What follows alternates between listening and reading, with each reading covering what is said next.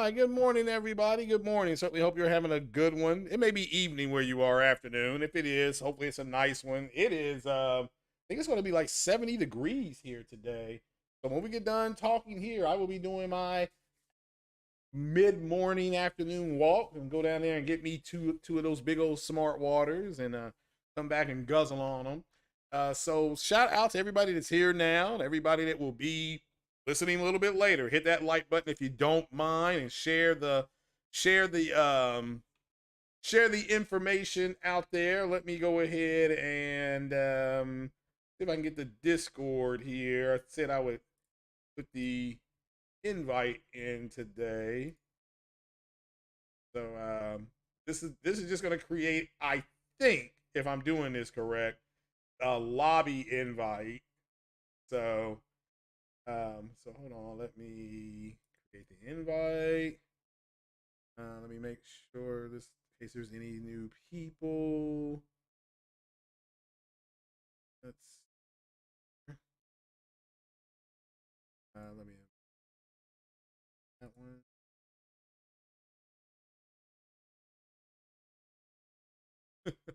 I'm now just inviting people. Ice Queen, I just sent you another one.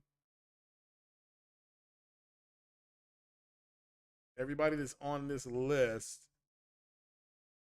Now, this is not through PlayStation, by the way. I have not even just done that. I even sent JTech one. Get it done. Just gas. Alrighty. So hopefully it's working correct now. Is that wind out there? Oh my goodness, it is windy as the dickens out there. All right then. So let me do this, this, this, and we'll see how that works. So hopefully that sends you to the correct place. So um let's see here. So what are we talking about this morning? First thing, shout out to everybody that's here again.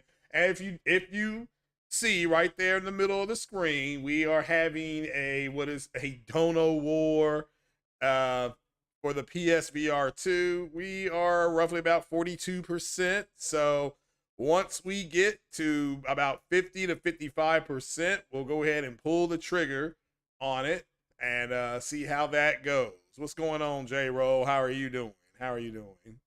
So certainly hope everybody's doing well. Ice Queen Gaming is in the house.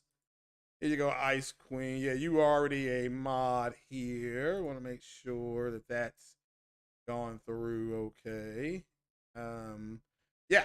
So there are new mods out. There are managing mods, and then there are standard mods. The managing mods are the ones that actually go a little bit extra. They may be members, or they may actually do a donation, and you get your managing mod. And so, or not, you know, if you don't, some people don't have to. Shout out to like Corey Massey. He doesn't have to. Just him, you know, him bringing what his knowledge of the information that he has to the podcast, leaving comments, stuff like that. That's good enough for me. Okay. It's good enough for me. So if you want to know how that mod stuff works, that's how it works. So anybody that donates automatically gets a managing mod because they become a sponsor of the podcast. If you want to, and that is only $1 or $2, and it goes to the kitty there. As you can see, it's getting a little more greener as we're closing in. And when is it due? I've set that donation thing up through August because my birthday's in August, and God willing, if I'm still walking around and talking, I will go ahead and get my hands on one. So then we're going to start another one possibly because I've been hearing there's going to be a price cut on the Xbox Series X that is going to be dropped down to either $449 or $399. So if that does happen, may go ahead and pick one up. So because again, you know, I want to play Perfect Dark and all those crazy kind of games. So and I'm excited for Perfect Dark. I hope it's not a Tomb Raider clone. I'll be playing Starfield. I'm gonna be playing the Forza racing game, Forza Motorsports. It doesn't have VR, but you know I still like that series of games. And so that's where that's headed right now. So that's why that donation thing is up there. Anybody interested, go ahead and donate. If not, hit the like button and share the care. So let me see here. Let's take that down. All right, so what are we going to be talking about today? We're going to be talking about the forward rendering. This in the PSVR. It's not Sony didn't invent that technology. It's been out for years. But what it's doing, what it's not doing, excuse me, why some people say that their picture is blurry, you'll actually be shocked to know that it's supposed to be. That's what forward rendering is doing. The Balder's Gate Xbox issue, which isn't really an issue, it was overblown by the Xbox community. Clearly it was. And the whole Sony and Warner Brothers games thing, how that is actually working, how Sony does have their hands on Legendary, which did work with, in Legendary, it's its own thing, but they used to work with Warner Brothers. Now they don't. They work for Sony. And Sony is going to start leveraging that to and then we'll look at some other articles that says how Sony buying Warner Brothers games, how that is kind of already out there. It's not kind of, it's already out in the wild, and how you can see Sony getting the marketing rights for the Hogwarts game, and now they have the other one for the Justice League and versus whatever it is, Justice League and Suicide Squad. Sony is the marketing leader for that. So, and again, the Baldur's Gate thing, Sony does not have a marketing deal with that company. That company is having issues with the Xbox version. And again, they don't say what it is and they don't say why. We just simply know it ain't working right. You know, it's not like the old Keith Sweat song. Something just ain't right. So why they're having it, there's speculation. We'll kind of go into that a little bit. And then we'll do a little Q&A, and then we'll get on up out of here because I started 15 minutes late and or later because, like I said, I'll be here about an hour, maybe an hour and a half. There's other people that are going to be podcasting today, I'm sure, and that are streaming that you all will go listen to. And we'll start with what you're playing. I've been playing a little bit of Cyberpunk because I went and redid my settings on my OLED. So I went back with Cyberpunk. If you don't know, it's a PS4 game. You got to remember that. They do have a PS5 version for it, but it is built on the PS4. I'm still playing The Last of Us, which that episode last night, man, oh man. Once again, you know what's going to happen, and it just pulls on you. I mean, it's very well written, and the actors and actresses they have are just perfectly cast. I can't see nobody else doing that. You know what I'm saying? So, just perfectly cast, and so it's good to see. But moving on. Yeah, I redid my TV settings, and holy cow, The Last of Us looks so good, especially because I have it in dark mode or dark one mode, something like that, and not dark cloud, but dark one mode. And at night, when I'm playing at night, and there's no light shining directly on my TV. Holy cow. It's a totally different setting for if you have it on in the daytime. So, but we'll go ahead and get into it. And what is forward rendering? For all the people that have PSVR, you're hearing, oh, well, it looks blurry and things like that. And again, it's supposed to, because they use forward rendering, which is almost like VRS. It's pretty much the exact same thing. And this article here we're looking at is from How to Geek. This is an old article. Again, we're just going to go back over it so that you all know exactly why this is happening. That way, if you get PSVR 2, you don't think something's broken or something's wrong. This is literally what it does. It's like, what does it mean?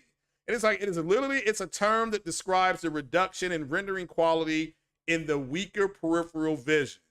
So it works by tracking or predicting the position of the eye so that the portion of the scene that the wearer is looking at is prioritized for high quality rendering. So Sony and other people, they bragged about the eye tracking. Remember, they're using their UI, the user interface. When they had the PSVR 2 on, they can just move their eyes and it goes over to where, move to the left, the UI goes left, go to the right, UI goes to the right, okay?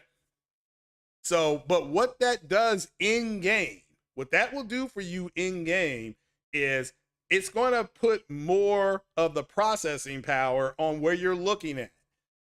So if you're playing, I don't know, Call of the Mountain, and you're looking down, like I don't know, you're looking at a rock, you're looking at the water, you're looking at whatever, you're looking at more power is going to render into that area to give you the best quality picture they can get, which is going to take away from the peripheral. So you'll say, well, it looks like I got bad draw distances.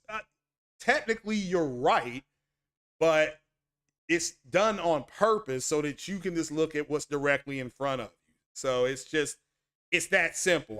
It's doing the same thing that VRS does. VRS does it in a two-dimensional space, and forward rendering seems to kind of be what VR users, because again, Sony isn't the only one. I want to say HTC Vive uses something similar to it as well. So this means that rather than render the entire scene at a fixed or dynamic resolution like you would in a 2D space, the rendering budget can be better spent on just the part of the image that you're looking at. So when the people say, man, it looks kind of blurry, they're not lying. They're not tearing down the system or attacking the system. They're just simply, they're using the forward rendering. That's exactly what forward rendering is supposed to do. So everything is working correctly. Your eye is working correctly. I know some people said they thought that they were going to have to go get their eyes checked. And it's like, and I'm telling you, the first thing that optometrist is going to say to them is, when did you notice a problem? Well, when I put on the VR. Does the VR use forward rendering? Well, yes, it does. Okay, your visit's over. That's the problem.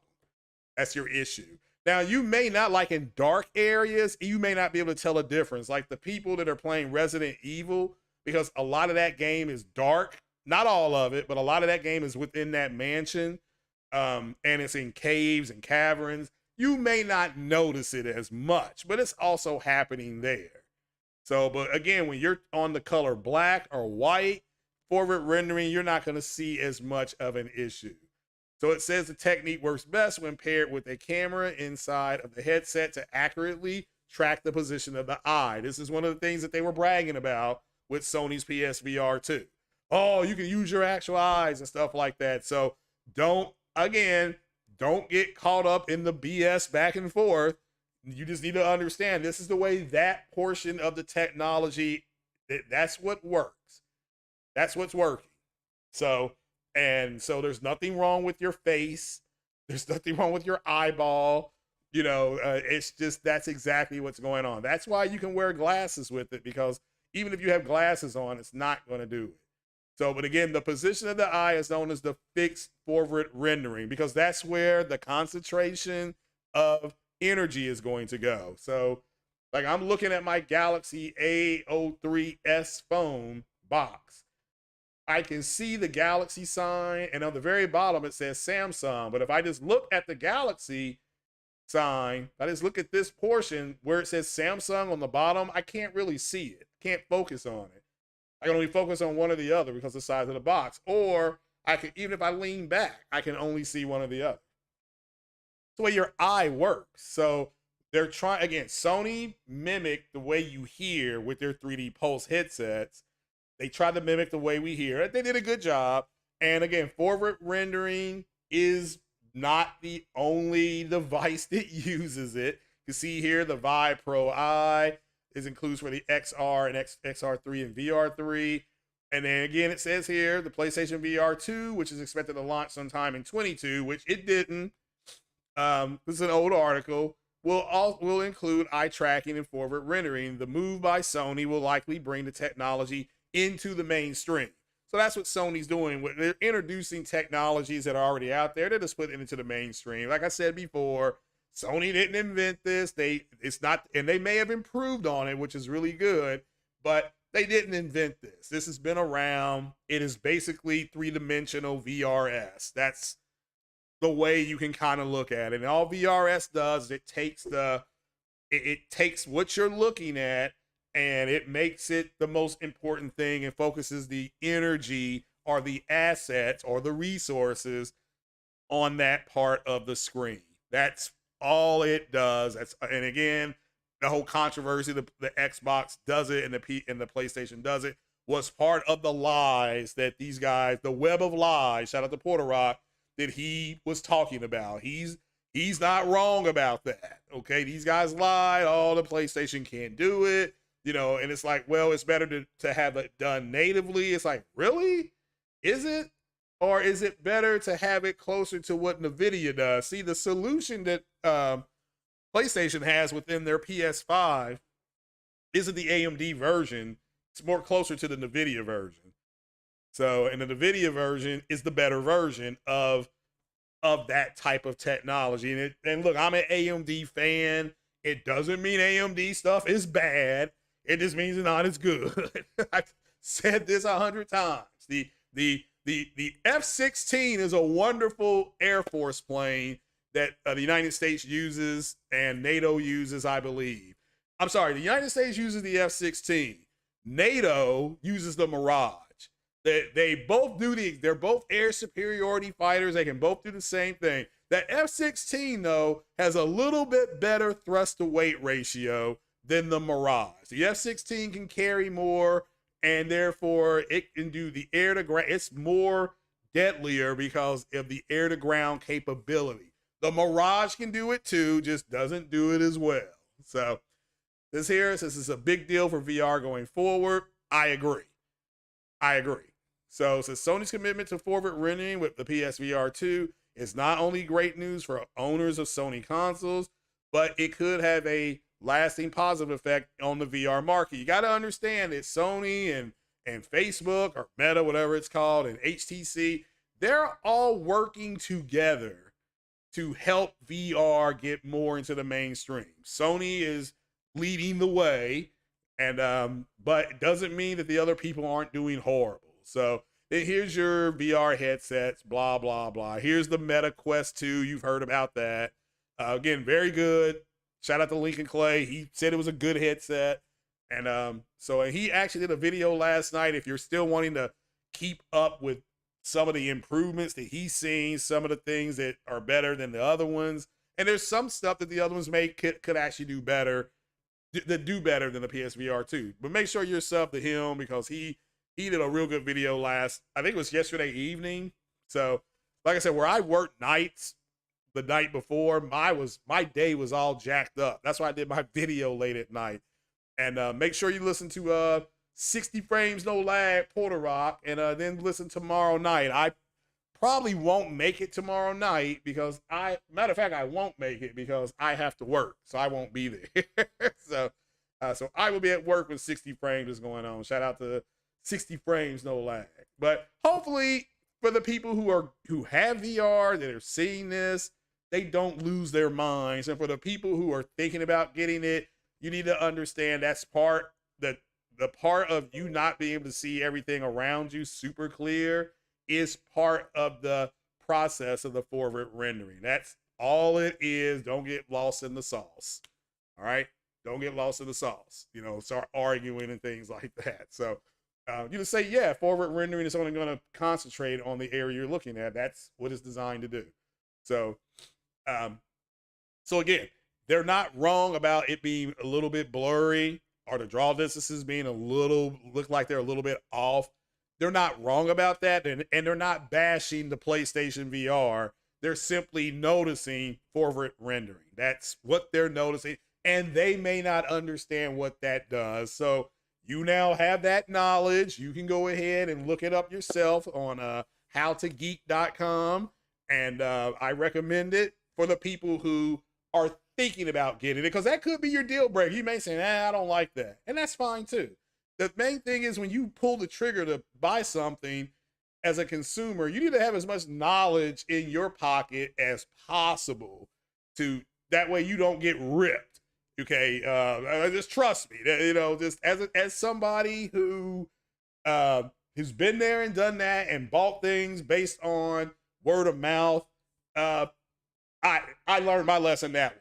So try to get hands-on if possible. If you don't know if you get motion sickness, try to go to a Best Buy or somewhere that has something set up, because Best Buy will set VR meta up for you.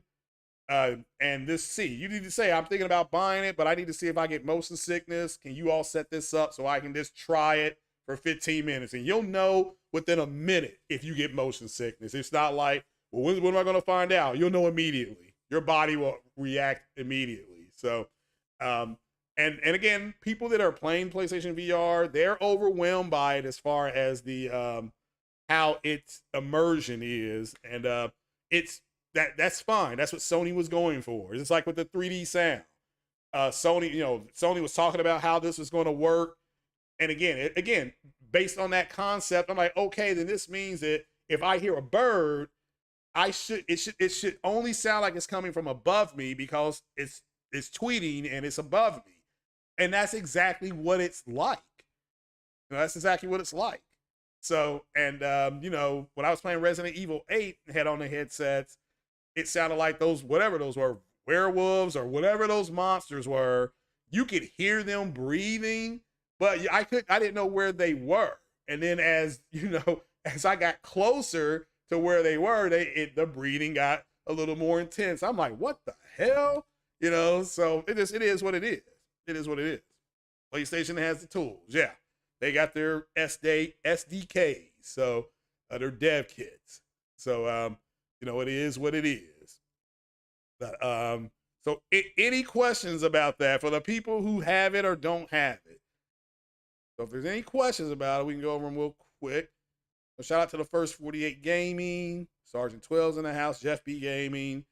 Ice Queen says Destiny 2, but can't go on it later. The servers are going down. Oh, yeah, that's right. That Destiny's coming out. Yeah, and again, the state of play. If you're a fanboy and you're desperate for content and you're wanting Sony to do that for you, you're gonna get mad at state of play. For me personally, state of play was exactly what Sony said it was going to be. Hey, you're gonna have you're gonna get VR announcements. We got them. You got some third-party announcements. We got them. The Street Fighter, the Resident Evil thing. That's fine. I mean, Resident Evil comes out with what? Is it March? Does Resident Evil come out in March or May? I can't remember. So, Big Lito says Sony not including Atmos for people using home theater receivers makes you a little upset. You can still do Atmos on it, but yeah, it's not. I don't know if it's just pass through or if it's native. But I think they have Atmos. You can look that up though. I would look it up. So actually, let's look it up now. What the hell? We're here. See here. PS5 Dolby Atmos. These PS5 support Dolby Atmos. The PS5 does not support Atmos for games. Maybe for movies. There's the first Dolby Atmos option appears in the system sound menu under audio output. Scroll right to the bottom of this page and you'll see audio format priority option. It will be set to linear. It's set default linear to PCM. So no, you're right. It does not have it. First Dolby. All right, so it says it right there. It's you have Dolby. So it has DTS and it has Dolby. So there's an option. So yeah, you just have Dolby. So that was my bad. I made that mistake. So it has DTS or Dolby. So yeah. I mean, I guess in theory, would you rather use DTS? DTS is like what you would get at a movie theater. Like that digital format that you get at some of the smaller theaters. I went and saw Ant-Man again and we watched it in digital with digital sound. That's pretty cool. So yeah. But says Microsoft with its latest Xbox console, Sony decided not to use Atmos as the premium audio experience. So their premium experience is their Tempest 3D audio. So they went to Tempest and Microsoft went with Atmos. Look, you're right. If you're in a gaming room, like you got yourself a house, you told your wife, this is my man cave. And and you don't, but my friend did that. He had a man cave and his wife had the whole house. She kept going into the man cave with him. He's like, look, this is the man cave. You know, it's down here by the washer and dryer. And you be down there watching friggin' Herbie Love Bug or something, and she come on in there. Like, look, you got the whole house. You got the whole first floor and third floor. I got the basement man cave, you know. So, and he had to deal with that. It was funny as hell. The 3D sound is free. Again, for a gaming console, and because I'm in a, you know, I'm not in a big house, the 3D audio for me is fine. But I understand if you have a game room set up, like some people do. Some people got it like that. They went out and they dropped coin on that stuff. But remember, Atmos, you have speakers behind you, you have speakers beside you. You know, you're totally absorbed into the atmosphere. Yeah, I agree. So saw Ant-Man in 3D. How was the 3D? How was the 3D? The I did not do 3D for Ant-Man. I've never watched any. Hold on, I don't think I've ever watched any Marvel movie in 3D. So, well, how was it in 3D?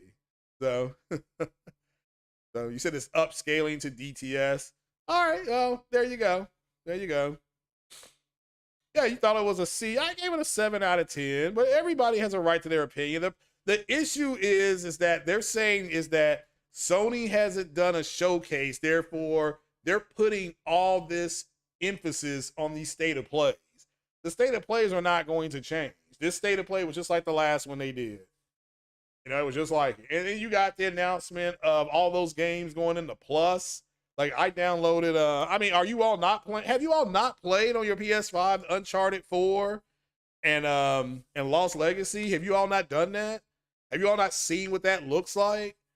I mean, I heard it. I haven't done it either because I'm playing The Last of Us, but I'm going to play Uncharted 4 again because I really did enjoy that game. And now that I've got the internet, I can go ahead and not worry about these damn puzzles because I can just solve the puzzles right there and I don't care.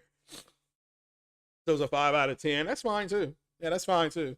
But again, you know, you need to understand that a lot of these content creators, these fanboys, they are dependent on Sony to get them more information. I know how to source information because I did it because I came out of the movie trades and out of the quote and out of the UFO community. So we had to learn how to source good information versus bad information. You know, because there's a lot of bullshit coming out of people's mouths in both those communities. So you have to know what's right, what sounds right, what you can actually see trending versus not. So, and but yeah, Jeppy Gaming said he played Uncharted 4 and Lost Legacy on PS4. Yeah, I beat them both too. I beat them both as well. But now that they've got all this stuff unlocked and you can use it on your Plus, are you all going to download it and play it? You know, I started playing Detroit Become Human again. I'm on the Kara part because when I played Detroit Become Human the first time, when Kara and that little girl escaped that crazy looking mansion, when that happened, no, I didn't get an ending to that. I mean, my character was going down the street and he sees Kara walking down the street. And that's the last I saw. And people are like, well, no, you got an ending. I'm like, I didn't. I ran into some robot. It was one of these black dudes. The robot that was helping, it said it was going to help her escape. That's the last I saw. So I don't know what happened, you know. So I'm replaying that to see if I get a different result. So if Sony didn't deliver any games, only then would you be concerned about their first party. Yeah, I'm not worried about their first party at all. They're doing a showcase in June. Okay. Oh, that's fine. I mean, I don't know if that's true or not, but even if they are, June is what? Almost 4 months away. So we're pretty much in March. So March, April, May. Yeah, we're 4 months from June. No announcement from Sony. So, so yeah, Atmos is a subscription fee though. Ugh.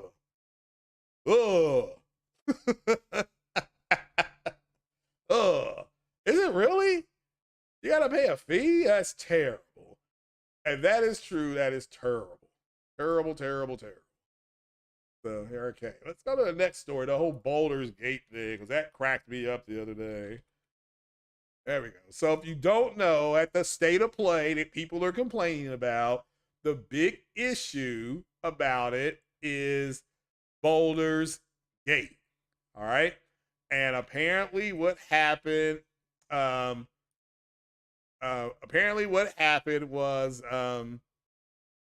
it is a Dungeon and Dragon kind of RPG. If you don't know, again, it's a big PC game. It's got a good PC community. Big shout out to Mr. Helton, who said like 2 days before we were going to get a Balder's Gate announcement soon. He was right. It was just at the state of play, right? Okay. So this studio explains why it's not on Xbox. So, and again, I didn't think it was not ever coming to Xbox. I'm like, oh, okay, well, it'll probably come later, which that's what it looks like. Then some more information came out about how they, the Xbox community, more like Jez, I should be fired from my job, Gordon, he threw a big old bitch fit and with the developer, and the developer actually had to jump in, and one of the developers, and pretty much told him to shut up. It was pretty much that. You need to shut up. So, but again, they've explained why it's bound. The RPG is bound for one console only. For now. And I think the same dev responded to something that MBG said. I think it's what I've been told. I'm not sure. So, but it says here that their Dungeons and Dragons RPG, Balder's Gate, the third, which has been playable in early access since 2020. Good Lord. It says, it's coming to Windows, it's coming to PS5, it's coming to Mac OS, but it's not on the table for Xbox. The developer says, and it's not for exclusivity reasons, which they came out immediately and said, nope, Sony did not go in there and say, we want an exclusive deal. They just said, we want the game on, if you're going to release it on console, here's what we offer. Can you all dev it up? And they said, yeah. Now, is it going to be as good as the PC? Well, probably not. Because this is a PC game, I believe, that's being ported to a console. So it's like XCOM. The XCOM 2 actually does run on the PS4 pretty much as well as it can run because it's on the Unreal Engine, I think. So, and it says Baldur Gates 3 is a summertime release, and it was revealed at the State of Play, the same State of Play everybody. I mean, again, this is the most controversial thing that came out of State of Play. And to me, it was stupid because it's like, well, of course it's going to come to the Xbox, So this is a new trailer. It introduced Balder's Gates fans to General Thorm. And he's a necromancer, our leader of the army of the dead, if you want to, but I don't know my gangster name. He's voiced by J.K. Simmons, the guy that plays, he was in Spider-Man. He also played in, he won an Oscar, I believe. But he played Jim Gordon in Justice League and Batman v Superman, whatever it was. So, or Commissioner Gordon, whatever it was. I can't remember now. So many people have played him. So here, it says the trailer also highlighted 2 new features, which is a split screen co-op play. So you can get online and call in the B2 and get one-man army. And it says enabling 2 players, 1 on a PS5 or up to 4. I wonder if it's going to be cross-play with PS5. See, we have to wait for those announcements, right? And it says it will have controller support. So, hey, there you go. There's a former feature of Loran said it's partly why there's no Xbox version yet. He never says it ain't never coming, and told him to go kick rocks. This after Loran creative director Sven Vinik took to Twitter to assure fans the studio wasn't playing the exclusivity game with Xbox fans. I guess they took the Reddit. They explained what was going on. And remember, these Xbox fans, they were going crazy online. They were just like, And it says, we've had an Xbox version for Baldur Gate 3 in the works for some time. All right, so first things first, that means they're devving it. That means that they're going to do it. It says, but we're running into some technical issues, particularly with split screen co-op. So the split screen co-op, I guess, is a big deal for this game. Because we are still working on an Xbox version of BG3, Balder's Gate 3, but we're not confident enough to announce it, which means they can't get it to work right. So since we don't like announcing anything until we're ready, because we don't want to get people's hopes up, yeah, that makes sense to me. You know, you don't want to get your consumers' hopes up and then say, yeah, we ain't doing it. So there's no exclusivity because people immediately started bitching, talking about, oh no, Sony paid for exclusivity, stuff like that, which isn't true. You know, which isn't true. So this is a controversy that the Xbox community started where there was nothing here. You know, they went out there and they bitched and moaned and they complained and things like that over nothing. Over nothing. So it says, don't give up hope, Xbox fans. It says they can get it working on Series X and also S. You may be facing down the Necro J.K. Simmons by the end of the year. Yeah. Now, I think what could happen is they just don't bring it out for the Series S. They can go to Microsoft and say, look, we can get it to work on the X, no problem, but we can't do this on Series S.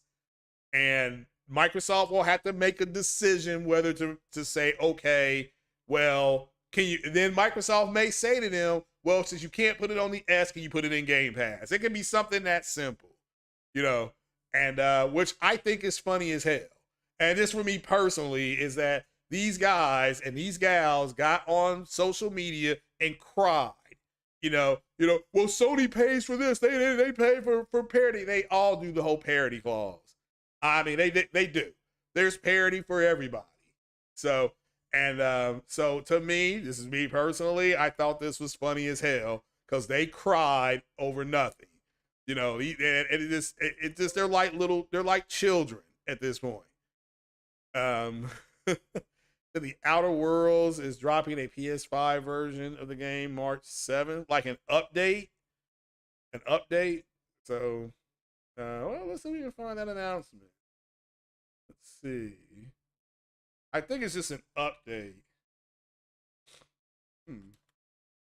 Outer Worlds PS5, which is a fun game. Oh yeah, it's just an update. Yeah, they're updating it. So, Obsidian's enhancing the Outer Worlds Spacer's Choice Edition for PS5. Yeah. So, yeah, but the Outer Worlds 2 that will be on Xbox only, which again is fine. That's fine. You know, I have no issue with it. It's an Xbox first party studio. If they don't want to publish their games on the PlayStation, that's fine. So, but yeah, this just came out like an hour ago, give or take. So if you have the Outer Worlds and you're getting an upgrade, so we'll put it up here on the screen. So I guess the upgrade is free. It will come with a slew of performance upgrades for graphics and other gameplay features. Obsidian Entertainment, Private Division, and Virtuos announced on Monday that the new editions hit stores on March 7th. Now, I understand this game will go directly onto Game Pass. So the new version will cost $60. It will contain the base game with both downloadable expansions.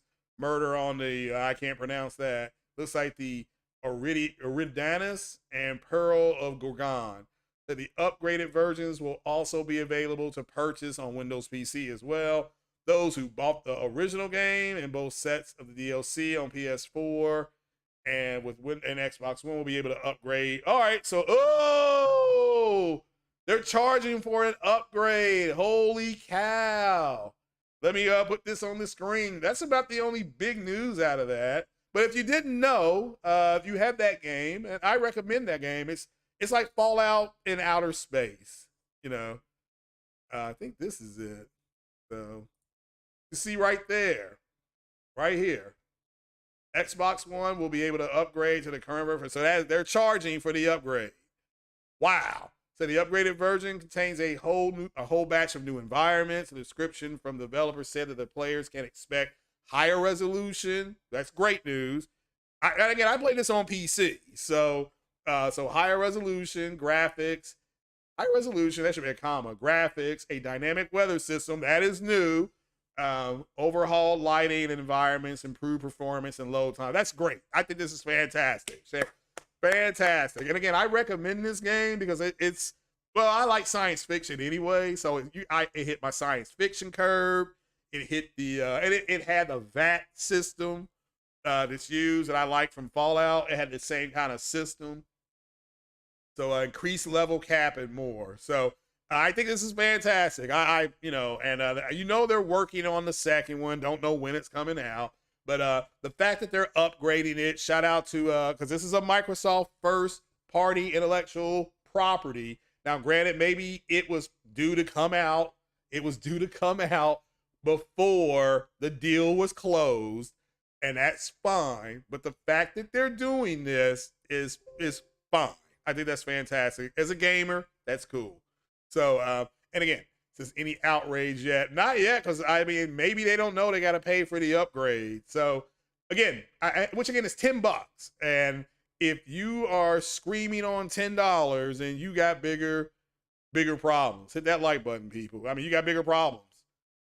So, there's a reason why I haven't gone out and gotten a Harry Potter game yet, and I was gonna say Evil Space. So the EA space game that just came out. So Dead Space. So I almost called it Evil Space. So said those dudes kill me begging for Persona 5 and no one beat the first. Really? Oh, okay. Ever played the Outer Worlds? You wouldn't mind picking it up. You love space and Fallout. So yeah, if you like Fallout, it has the same kind of VAT system. When you're playing, you can be like, oh, this is Fallout in outer space. That's what you're going to say. And the same hokey kind of skill tree, the same hokey kind of dialogue that you see in Fallout, you get the same thing. So, you know, it is what it is. So, but yeah, I recommend Outer Worlds. The biggest complaint that I saw was that you only had like 4 or 5 planets to go to, and a lot of people want it, you know, they want it more. So, and that's a good thing. Let me make that clear. If the main complaint is we want more planets to go to, that means that people like your game. It's like when we played Mass Effect back in the day, and the #1 complaint was, well, we couldn't go to Earth. That had nothing to do with the actual game. It was just an observation that we wanted as gamers to be able to go to another planet, and we couldn't go. Okay, so, and you know, oh, we couldn't go to Earth, but everything else is fine. So, but if you hadn't played the Outer Worlds, go check it out. It's actually a pretty fun game. So, what's up, Heath Evans? It's funny they can't get co-op to work, and Halo promised co-op and couldn't get it to work. See, that could be a trend. I mean, how come they are having issues? That's a legitimate question. You know, they can't get it to work on Balder's Gate 3 nor Halo. What's going on? That's actually a good point. It could be more there. That's a very good point. So, let's see here. Microsoft should have made a Series X physical and digital version instead of just a Series S. The Series S is a good idea. The problem is that people are going to build and develop for the lowest common denominator, which is the S. So when you're in the Xbox ecosystem, you in essence on the Series X, you're getting a Series S version of a game just with a little more bells and whistles. Whereas if the PlayStation gets it is just like you're just developing for one SKU. You have to develop for 2 different SKUs with the Xbox. And then remember, you're on a deadline, you're on a budget. And if you're starting to spend more budget, it wouldn't shock me. And again, I've said this before, I think developers, and King Thrash has said it, let me give King Thrash his flowers, and I agree with him. I personally believe, and I think he does too, and he would agree with this, is that some of these developers are going to stop making games for the Series S. They're just going to tell Microsoft, look, we're having issues with this lower kit, and we can't get this game to work right. So we're going to not develop for it, and we'll develop for the Series X, no problem. And that will make Microsoft upset because the Series X isn't the top selling version of the PlayStation. Okay? It's not. I'm sorry, the PlayStation, of the Xbox. Man, I made a Freudian slip there. I'm sorry. The S is. So, of course, Microsoft wants everything for the Series S, which makes sense. But the Series S, and I'm going to say this, you will get your money back on the Series S when Microsoft and their 27 studios or whatever, I mean, they have 31 studios, whatever they're going to have, when you start getting first party output that's going to go directly into the Game Pass and on Series S at 30 frames per second, and you got it hooked up to a decent monitor. Again, if I have the Series S, I'm getting a monitor, not a 55-inch screen TV. That to me is a mistake. Get yourself a 1080p to 1440p monitor and let that Series S downsample, because it can do that. Then you have access to all of these. You can play all these old games in 1080p to 1440p, 60 frames per second. You have HDR, and just rock out like that. It's perfect. Like a friend of mine, that's what he's doing. He's like, man, look, as soon as he's married, he's got kids. He's like, I don't have time to sit down and play like I used to, you know, but he still plays on his Xbox. And he's like, yeah, I bought the S. He said for like $220 during, what is it, Black Friday, during that 6 weeks. He's fine with it. And people will be fine with the Series S, but Microsoft, they got to start delivering, because yeah, it is disappointing, you know, that they can't do their damn jobs. It is disappointing. So Game Pass check is going to go rise of the Ronin Fund. The Game Pass check, okay. Well, again, I had no problem with Game Pass either, because I've used it. It's a good service, but I canceled my service. So, and it's because they don't have nothing in there I really want to play. That doesn't mean that it's a terrible service. This means they don't have anything in there for me. I don't want to play that rat game where those kids are running from rats. Like, why don't y'all leave the country? You know, that should be the game. Y'all, we got to get out of this country. And that little boy just cries. I mean, just for nothing. Oh, I got to go over here. Wow, wow. Like, just shut up, kid. Got to grow up, man. You know, out here getting hunted. So,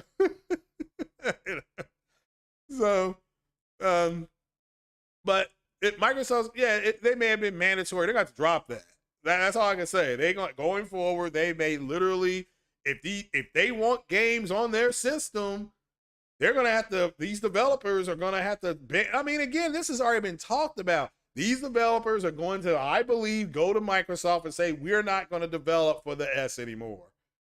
You know, it just, if you first party makes sense. You buy this system, you get Game Pass for $250. You get Game Pass for $10 a month, and you can play some games. You can play some decent games at 30 frames per second. The first party games like Forza, that's 60. The flight sim game's a joke. Why? You know what? I got told that game could run at 60 frames per second on the Series X, but because of the S, they wanted parity with the S, so now it's running at 30. So again, they got it. That's trash, man. That is straight up garbage. A flight sim game should be 60 frames per second. You know, it is an abortion that it's not. So, and anybody who's I play flight sim games, and anybody that's telling you, well, 30 is perfectly fine, bullshit. That is bullshit. It is not perfectly fine. I mean, I can understand if you were training and they're like, all right, the training simulator here, you got to learn how to do this stuff, 30 frames per second. But again, I play it on my PC, right? Flight sim, I play it on my PC. I play it I had to drop my resolution to 1080p. I had to drop the clouds to low to run the game. I had to drop the water. Man, it's just water. That's low. So, but yeah, everything else is on high. Everything else I got on high or ultra. So,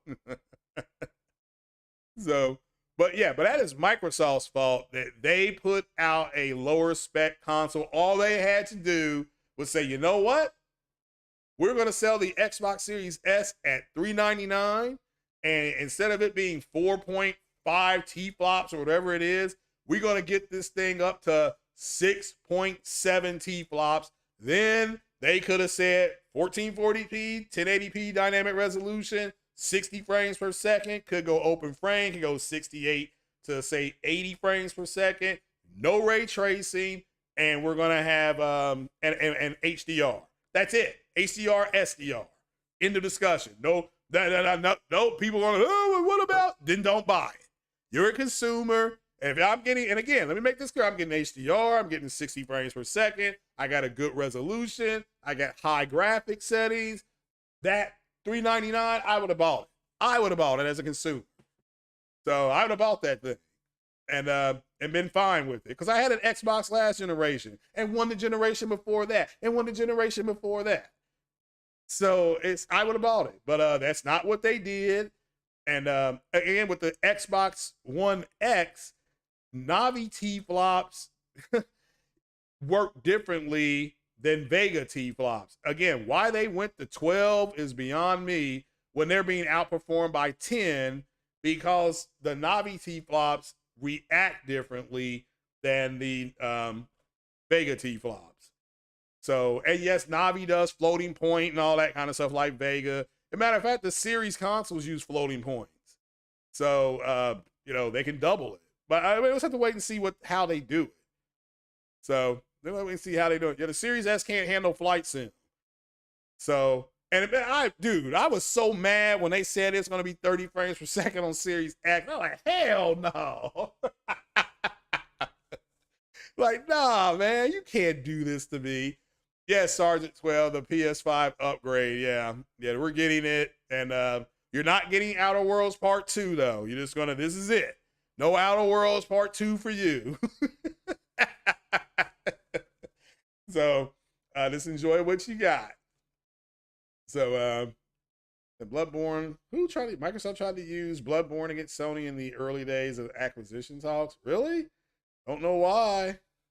So, don't know why. Sony, I don't think, published that game. Or maybe Sony did publish it. I can't remember. So, yeah, they blame PlayStation. And so, which I don't know why. I don't know why in the world it's that big a deal. But as far as Balder's Gate, it's coming to Xbox. They're just having some, according to the developer, technical issues. So, and again, it's a very good observation that Heath Stevens made about co-op not working right with Halo, and now co-op not working right with Balder's Gate. Could be some there, you know what I'm saying? It could be. So so let's see here. Let me bring this story up. Let's move to our last story. It comes from the Hollywood Reporter. So we'll put this up on the screen. And let me go here. Let's screen capture. So as you can see here, Sony now has Legendary Pictures. And Legendary Pictures has brought some major stuff out. So now, I don't think Sony's going to run Legendary East, yeah, because that's China has its own division, and they're in a partnership with Sony. So Sony Pictures. This here under the terms of the new deal. Now, this is from November of last year, November 2022. It says they have found says Hollywood's high-profile producer and co-financer of big-budget studio affairs has found a new partner in Sony Pictures. Under the terms of the deal, Legendary's movies will be distributed and marketed globally by Sony, excluding China. Yeah, that's what I thought, where Legendary East will handle those duties. Yep, makes sense. This here, Sony will handle home entertainment and television distribution for those films. Sony does not have streaming service, and Legendary will continue to partner with the other companies for streaming as it has with Netflix on the Enola Holmes film. So, explaining that very quickly, Sony does not have a streaming service to put movies on, so they can't do it. So Legendary in this deal, in this partnership, is like, okay, we'll put them on Netflix, and Legendary has the right to negotiate with whoever they want to put Legendary movies where they want to. So since the pack does not include Dune or Godzilla franchises, which will continue to be released by WB, Warner Brothers, this Legendary's previous partner. Dune Part 2 is due out from Warner this year. Now, Godzilla was already in the can when this deal. Godzilla was done. Godzilla's done. They've done 3 movies. There is no more Godzilla movies right now, and Dune was already in pre-production, so they're not included. Now, if there's another Godzilla film, it will be distributed by Sony Pictures, as you clearly. It will be released by Warner Brothers. Could be also done in with Sony. That is up for Sony to do. But again, that's the way this is rolling. So there's no formal deal for Sony to co-finance Legendary, though it's possible the two could explore the option down the road. Well, they're going to do it. They're going to do it. So, because again, why, if you're Legendary, you have Sony in your hip pocket, you go to Sony and get money to help you do your films, and vice versa. Like Sony and Disney. You know, Sony is using Disney's money to help them make their movies. And then Disney gets a slash proportion of that back. But what happened was, I think Sony gave them toy rights, I think, to Disney, and Sony got more money. And I think Sony got a little bigger cut of the box, which is what Sony wanted. So everybody won. Disney wants toys, got them. Sony wants the money from the box, they got them. So this is Legendary was founded in the early 2000s by Thomas Tull. Wow, it's already up this high. So the company put money into Superman Returns, which wasn't that good, and Nolan's Dark Knight trilogy, which was very good. I think the Dark Knight won an Oscar, and Heath Ledger won an Oscar. So it says here that Tull established himself as he worked with Chadwick Boseman because he did 42. If you don't know 42, that was one of Chadwick's better movies that he was in. I believe he played Hank Aaron. I think. So, says and Godzilla and King Kong. So the Godzilla and Kong franchises. The first Kong, the remake, I think they did that Jackson directed. I thought that was good. It was a remake of the original King Kong. So. But anyway, says here that Legendary's Universal. I'm sorry. After a long run at Warner's, Legendary struck a new deal with Universal that officially began in 2014. Legendary Universal marriage didn't last long, and they went back to their daddy, Warner Brothers, in 2019, following Tull's exit in 2017, at which Skyscraper had Dwayne Johnson, and it was so bad. One of the worst movies I've seen. So it says Legendary was the lead producer on two of his biggest hits during the pandemic, which was Dune and Godzilla. And I watched Dune. Dune was slow, but it was a good movie, but it was slow. And Godzilla vs. Kong. Godzilla vs. Kong was corny, but Godzilla won. Godzilla's nickname is the King of Monsters. I don't know why. Sick humor and Jemiah Dixon thought King Kong was gonna win a fight. They're like, yeah, he ain't gonna win no fight. So they were like, well, King Kong can make a weapon, won't matter. So the relationship with Warner's grew strained when former Warner Media chief Jason Killiard, I remember this, didn't loop in Legendary. I mean, oh my goodness. And abruptly announcing it was sending all of its 2021 theatrical titles day and date on HBO Max. I remember when that happened, and Legendary was pissed the F off. Like, they were furious. So it says here that Sony's commitment to theatrical distribution aligns with our vision. So Sony, this is day and date. See, they're Legendary don't want no day and date with HBO Max, okay? And it says here Sony wants to release movies into the theaters. Now, granted, they don't run as long. The theater run used to be 13 to 15 weeks. Some movies like Avatar are ridiculous and went over that. But now they went down to 10 weeks for the most part.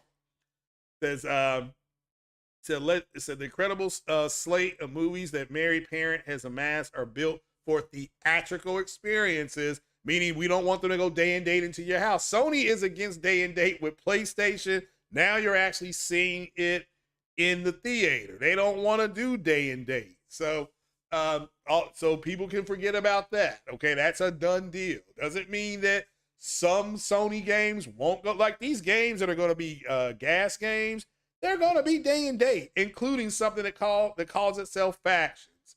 That will be a day and date game on PC. You know, and it should be, because they need to bring in more people. And then you all can play Factions and put on your headset and call in the B2 and get one-man army. Said that Tom Rothman, that's the guy who got the Spider-Man deal done with Bob Iger. If you don't know who Tom Rothman is, He said Tom Robbins said legendary as well, legendary, and we're excited and fortunate to add Josh and Mary Strong's slate to our ongoing commitment to big movies on the big screen. Yay! If you don't know this, they're doing a Duke Nukem game. They're doing a movie with Duke Nukem, and it's something called The Machine, starring Brett Kishner and Mark Hamill. Mark Hamill plays Luke Skywalker. So there's the company's long list of co-financing and co-production credits also include Jurassic World Fallen Kingdom, which made $1 billion. Unbroken, which I've never seen, and Interstellar. Interstellar, one of the best movies I've seen, is directed by Christopher Nolan. So, what does this have to do with Sony games? Well, at the beginning, you need to understand how Sony is forging a relationship with Legendary, who has a relationship with Warner Brothers. Warner Brothers owns Warner Brothers Games, and Warner Games are for sale. Warner Brothers will shed Warner Games and they're going to. It's not doing for them what they want, meaning what Warner Brothers wants, or if they are looking for capital investment. So let's talk about what a capital investment Sony would make into Warner Brothers games. It would look similar to what happened with is it From Software? Everybody's got a big time hard on for From Software. And so they would just buy a percentage of that, and we'll go to some of these stories on this. And this is we can go all the way back to friggin' April with Dual Shockers. And let me see here. Let's see here. Let me type this in. Let's even see if it's on sale. Ooh, look what I found. Ooh. Here we go. Let's put this on your screen. Because again, you want to know why people find out who's buying what and why. This is from April of last year. Warner Brothers games reportedly for sale. It's for sale. Start right there. So, it says here, something is brewing at Warner Brothers games as of late. Rumors are spreading that some Warner Brothers game divisions will be up for grabs to interested buyers, some of which are Portkey games. They did Hogwarts, Netherlands Studio, Mortal Kombat, Rocksteady. Sony already has a relationship with Portkey. They already have a relationship with Rocksteady doing the Suicide Squad game. That would leave out Netherlands. So people are like, well, they would buy Warner Brothers, but not the studios. Part of buying Warner games will be their studios. But Warner can always say, well, we're just going to sell the studios. We still want to be in on the action because this is our people. So everybody thought a deal was done with Xbox, but unfortunately the deal never saw the light of day. Fast forward 2 years later, the rumor is bad. That's also true as well. Microsoft looked into buying them back again, but what's interesting is they could come into reality now. According to fanbyte editor Imran Khan, Warner Brothers is already taking the next step to put their gaming divisions in the market. Further, he names some of the most plausible suitors for the buyout, likely EA, Take-Two. Take-Two makes Grand Theft Auto, Tencent, because they buy everything. NetEase, ain't no way. PUBG Corp, I didn't even know that existed. And two of the biggest names in the industry, Sony and Microsoft. So, these are just rumors. There's no concrete evidence yet whatsoever. This is from April, but more stuff developed, like Sony going into business with Legendary, who's also in business with Warner Brothers. So, it says make sure to subscribe, blah, blah, blah. So what would that look like? First things first, capital investment. That would look like what Sony did with From Software. So Sony would become a major stakeholder in the company of Warner Brothers Games, not Warner Brothers Studios, Warner Games. Warner Games still stays under Warner, but with Sony at the table, which is what, shout out to Foxy Games UK, he talked about what he believed Square Enix and Sony have done. And it got all cloudy and gray outside. So, boo. I have to shorten my walk. So, So Embracer, I think, well, maybe Embracer is possible now. But the fact of the matter is Warner Games is up for sale. It's just a matter of getting the price for the right price. And Sony is starting to leverage its relationship with Legendary through Warner to get this done. So they would outright purchase. I would like to see them purchase Netherlands because they do Mortal Kombat. Even though I don't really play that game, but they could make that part of Evo. Hogwarts is selling almost at a 70-30 split. And I don't know about the Suicide Squad stuff. I'm not going to play that. It's a games as a service. I don't do those. But Rocksteady, I guess, makes Batman. There has not been any more Batman games yet. And I find that very interesting. So, because if Batman were to come out, it would still be through WB Motion Pictures. So, but they can work something out there with Sony. You just kind of got to look at it like that. So that's where I got my Sony and WB. And again, these articles are old articles. Go to another one here. Let me see here. I'm trying to find one that's later. So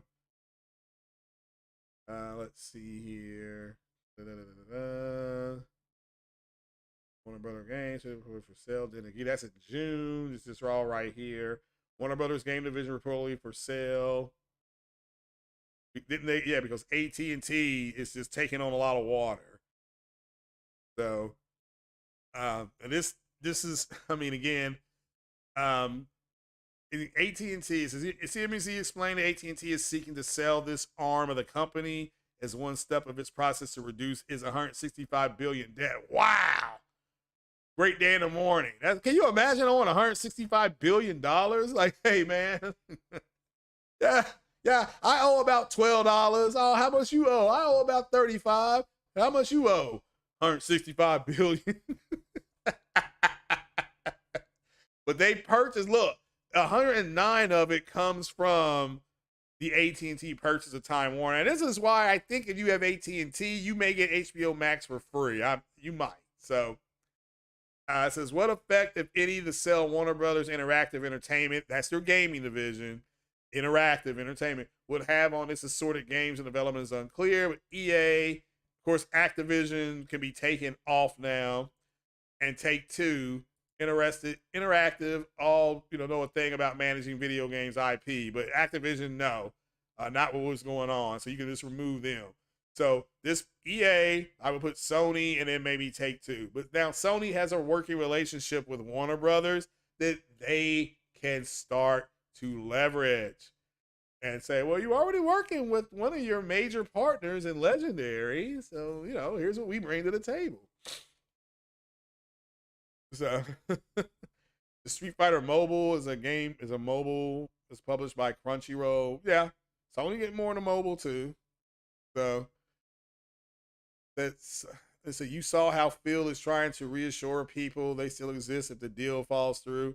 Yeah, I don't think that deal's going through, but they're gonna have to make some major concessions. So Sony leveraging what it has with Legendary, who already is with Warner, who already is distributing through them, is where you start there. Number two, AT&T wants to get rid of $165 billion in debt. And they can look at Sony and see, hey, look, Avalanche Studios, our Portkey Studios. Hey, guys, how's those Harry Potter sales going? If you were to come aboard and be part of the family, we get a lot more of that, so.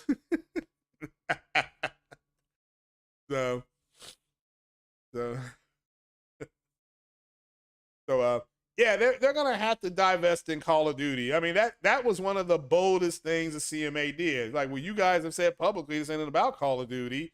So yeah, we can approve this deal, but you have to divest from Call of Duty. And then Microsoft came out and said it's all about Call of Duty. So they're not telling the truth, but they're all doing what they need to do in order to get the deal done. So Sony saying this is the worst thing ever, stuff like that. That's exactly what needed to be said. Okay, it's exactly what needed to be said. And Microsoft saying that, well, we can't, and this is what Microsoft is saying, is that they can't compete without this IP. Like, we have no chance out here. We're gonna. That's why I said to you in that one podcast that I did, if this deal does not go through, I think Microsoft sells Xbox to Amazon. And people, you all can say that I'm crazy, but Amazon wants to get into gaming, and this is a perfect buy for them. It's like, yeah, look, we will sell our IPs to Amazon, and Amazon will publish them to everybody. It'll just be Amazon games. So the Microsoft divested itself from Call of Duty to still get the game. Yes, and there's nothing preventing Microsoft from getting signing a publishing deal. They could sign a marketing deal. There's nothing preventing them from doing that. So, and let's see here. So, but no, I didn't know Phil was saying that. What article did you see that in?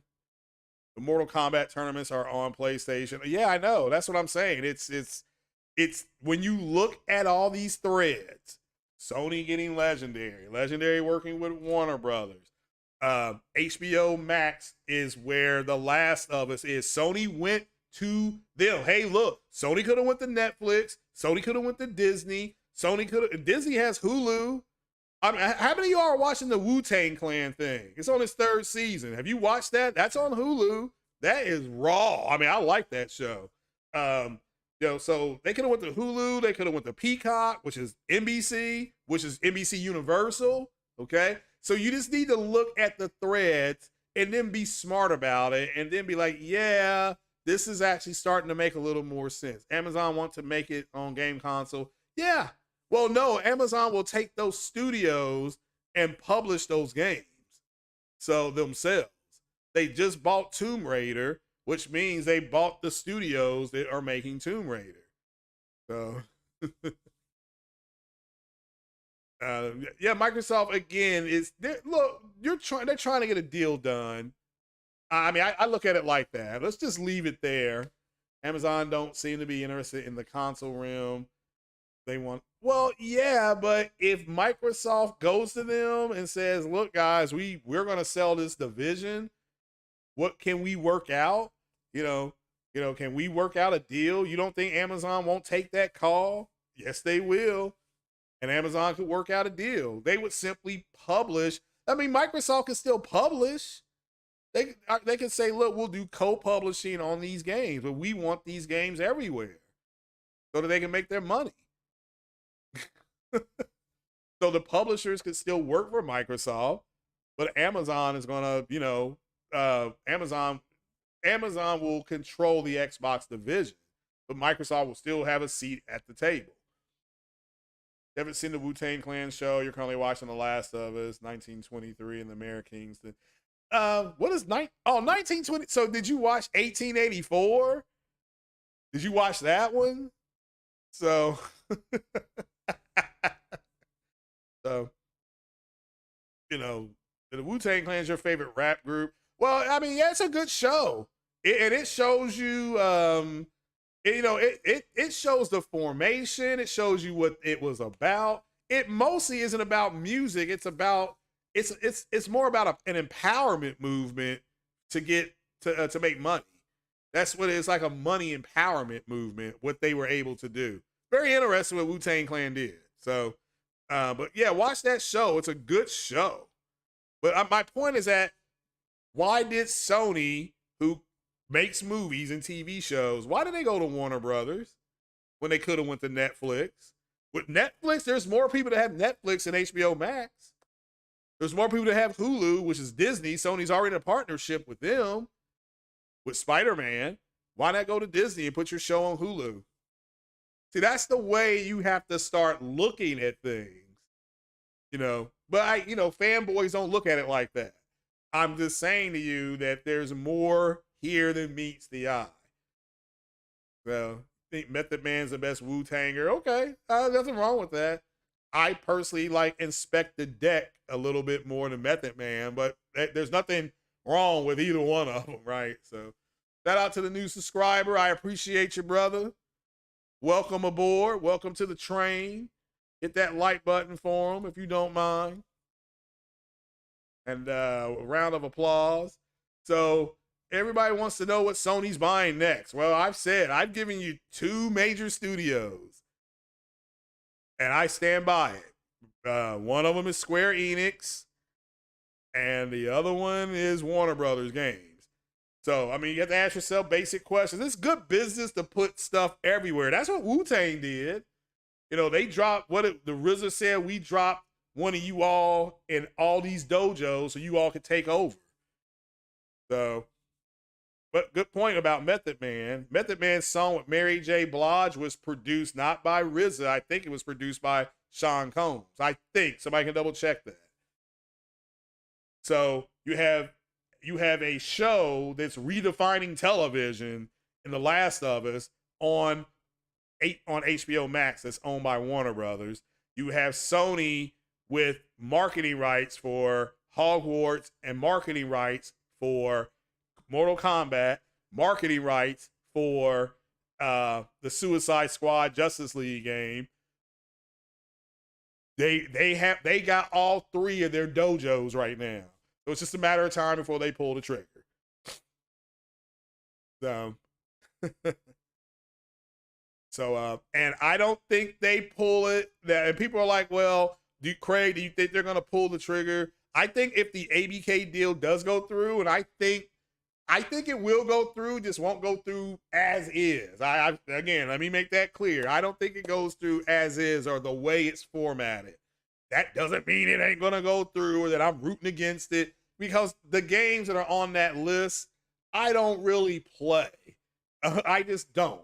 I play the Wolfenstein games. I've been playing those since the 80s. So that's about the only, I'm like, oh yeah, I play Wolfenstein, you know, but that's pretty much it, right? And yeah, but Microsoft, to me, you have Doom Guy, you got Master Chief, and you're still saying you can't compete. At least on PC, Doom was huge. I don't know what it is on consoles for you. I've heard they're good games though, but I play that game on PC. That's one of the first games you play on your PC. Doom, Duke Nukem, and the movie Duke Nukem that's coming out, or the TV show that's coming out, that may resurrect that franchise. I don't know. So, since Sony had $11 billion left of cash in hand, that's 11 billion in yen, though. You have to understand that. So Sony has marketing rights with Hogwarts, marketing rights with Suicide Squad, marketing rights with Mortal Kombat. 3 dojos, all owned by Warner Brother Games. It's just a matter of time. So I think Sony will invest into Square Enix creative business units. Yeah, that's, shout out to Foxy Games, Sean. That's what he thinks too. He thinks it's going to be a capital investment into Square Enix, which again, I believe it's an outright buy. He's saying capital investment. It's fine. It's not like we're like, oh, he's wrong, I'm right, and all that kind of stuff. The point is that we've both been told by pretty sourceable people that Sony got their hands on it. That's the only thing that explains. It explains 2 things to me personally. Well, 3 things. 1, Final Fantasy VII not going over the place to going over the Xbox, and Phil Spencer saying that, saying it, okay, under oath, saying it, okay. Number 2, Square Enix mysteriously pulling its games off of Xbox, like they're gone. You know, like if you didn't download them, I guess when they were available, I don't know how that works, but they're gone, right? Number 3, Octopus Traveling, whatever it's called, Part 2 is on PlayStation. It's on the Nintendo Switch, I think. I believe it's on PC. It's not on Xbox. What? But the first one is. That's just weird. But the one thing that explains it is Sony bought Square Enix and they're pulling their games. So that makes sense. Like, oh, okay, now that does make sense. So, I mean, that's, to me, that's the way I process it. Now, let me make this clear. That's my opinion. That is my opinion. Let me preface by saying that is my opinion. So you can have a different opinion. It may not be none of that, okay? But if it is, great day in the morning. So you know what I'm saying? So that a capital investment makes more sense. Yeah, it could be. That's what I'm saying. It could be. And you have the absolute right to disagree. And that's perfectly fine. It's not going to change nothing. So it's not going to bring the McRib back. So they say it's fake news. Well, I look like Marlin Gaming Nation. No, I'm just kidding. No, it could be fake too. I don't know. You're right. So let's see here. PlayStation has so many AAA development teams they can fill up 3 years. Possibly. So, you know, the dollar, not yen, it's converted. Oh, so it's 11 billion in yen, you're saying? So, but I knew at the beginning of the fiscal year they had 20 million to purchase stuff. So people were like, well, what could they purchase? So, and everybody was saying, well, Capcom or Square Enix. And yeah, they can pull the trigger on both Capcom and Square Enix. But I think they bought Capcom and they're going to buy Warner Brother Games. So now Warner Brother Games, that would be a big deal because they would corner the superhero market. They would just corner it. So, and if you haven't played the Avengers yet on PlayStation, I think, and you can double check me, you can go and download everything for free. You can get the game, you get all the DLC for free. You know, so, but yeah, why would they buy up third-party development studios to cannibalize their own AAA game sales even more? What do you mean cannibalize? How would they cannibalize their sales? They would bring the game out and they would say, okay, these games are going to come out. They're going to cost $70. Guess what? People are going to buy them. I don't know how they cannibalize if they own it. So, just like says if regulators found signing of Nintendo and Nvidia to be acceptable remedies, they would be included into recent CMA list of remedies already. Yeah, I mean, again, that's possible. Again, that thing's going to heat up next month, apparently, is when all those hearings start. And that's when I'm staying off the internet. Because if it falls through, then you're going to have a bunch of people mad as F. I mean, they're going to be mad. And it's unfortunate that they're going to get that upset. And if it goes through, people will be upset. So, I mean, I've always preferenced my comments with, I'll just wait till something comes out. But in the meantime, if you want to be 1,000% sure, if you want to keep playing the Call of Duty franchise, you're going to go ahead and get an Xbox. And you don't have to worry about it. Because it's either way, it's going to, it's going to be one way or the other. So we have to wait and see how it goes. Former CEO of Capcom works for Sony, and the creator of Street Fighter also now works for Sony. Given that Capcom is going to be joining Sony, especially owning Evo. I mean, again, that makes some sense as well. It wouldn't shock me. Like, it wouldn't shock me if that's what happened. So, like, it wouldn't shock me if that's what happened.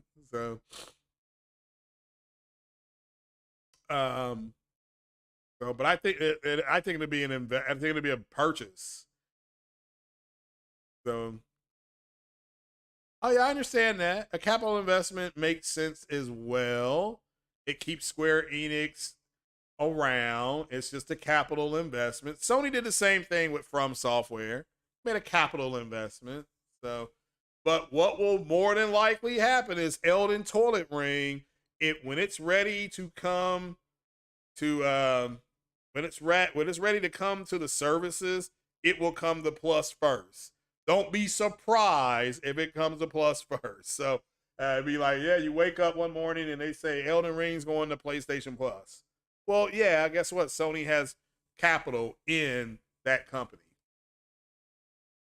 So, Gran Turismo is the best racing game. That's an opinion. It's very good. Very good. My cousin prefers Project Cars, and he's a big racing enthusiast. He likes Project Cars. So, but that's him. It's all just opinion. So, The Capcom is family owned, and if it came down to it, they would sell to Sony. Maybe. I think a capital investment makes more sense with Capcom than Square, but that's just my opinion. So you strongly believe that they'll be acquired? We'll have to see. I think Square Enix has already been acquired. So, but that's my opinion. It just, to me, it makes no sense for them to pull their games off of the Xbox, not offer anything. Like, they're not even trying. Okay, they're not even trying. Sony saved Square and Capcom from bankruptcy. How did that happen? Capcom was in trouble, but when they did that Resident Evil 2 remake, that saved them. But that was all Capcom. And Resident Evil 2, I enjoyed it. I just didn't like that dude chasing me around. Even though I shot his hat off, he put his hat back on. And that dude was everywhere. I mean, he was like, I was like, oh. So I went out of the building, went to that garden. That fuck nigga showed up there. I'm like, why'd he get here? So, and then he would just hit, like, whack.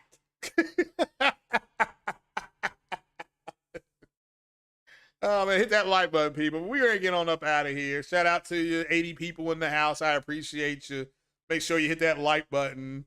And any more questions, though? This is, because I got to work tomorrow and Wednesday, so I won't be podcasting until maybe Friday. That's maybe. So, so that them buying Square would be the answer to Bethesda. I think getting Warner Brothers is a bigger answer. But again, the Bethesda thing, Sony didn't complain about that. They were just like, well, if they want to put, those games, and again, they use that against them. That to me is the biggest deal, is that they can say, here's the paperwork we had in process with getting Starfield to come to PlayStation. Here's the paperwork. We already have Elder Scrolls, and these guys pulled it, and now they're trying to tell you that this 10-year deal is going to make sure that, that's not going to work. So Sony has evidence that Microsoft will pull the deals, will pull things.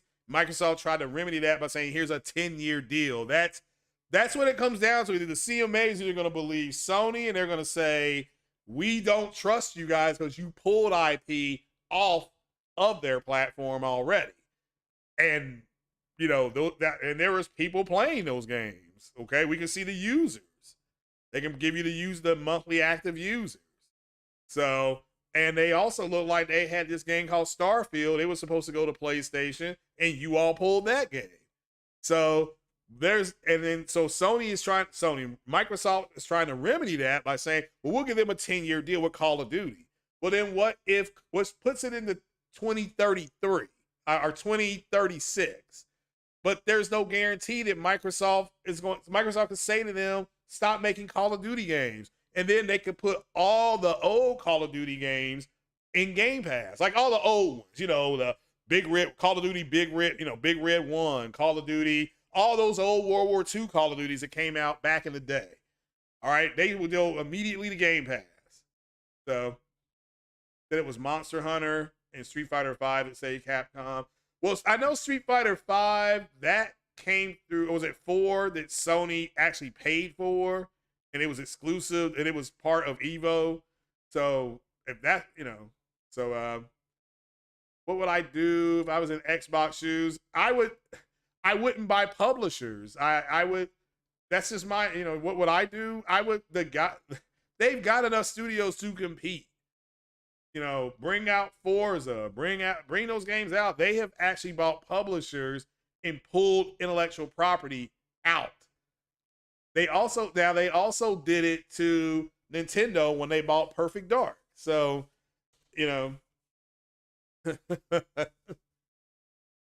need to keep Bethesda game on PlayStation. Well, I think for the most part they are. I mean, the Outer Worlds thing, the update, that's Microsoft owns that company now. And again, Outer Worlds Part 2 is not going to be on PlayStation. So if you like Outer Worlds and you're a big fan of it, you have to get an Xbox. That's what they're trying to do, is to get people. They have to give you a reason to make to get an Xbox. That's what the way Microsoft is looking at it. They're like, look, we will have Call of Duty, we've got Outer Worlds, we got Starfield. So, and again, and I don't mind that, but if these games were slated to go to PlayStation, why are you pulling them off? You know, this by the publisher and say, okay, Starfield was supposed to go to PlayStation, it's still going to go to PlayStation. Now you make it clear there's a Starfield Part 2, it won't be going to DLC. We'll get it first. That's fine. That is fine as well. So this, you know, it's messed up with the way they're going about it. So that's just my opinion, though. You asked. So, but that's what I would do. But guys, I'm a bounce. I am sleepy, actually. All these gray clouds. Boo. Need to try to get down to the gas station. Oh, looks like it's raining. Come on, let me look. It's raining, darn it. So, so you get it, but the biggest audience was on PlayStation. I don't disagree. So it makes no sense to me, but I'm not them. So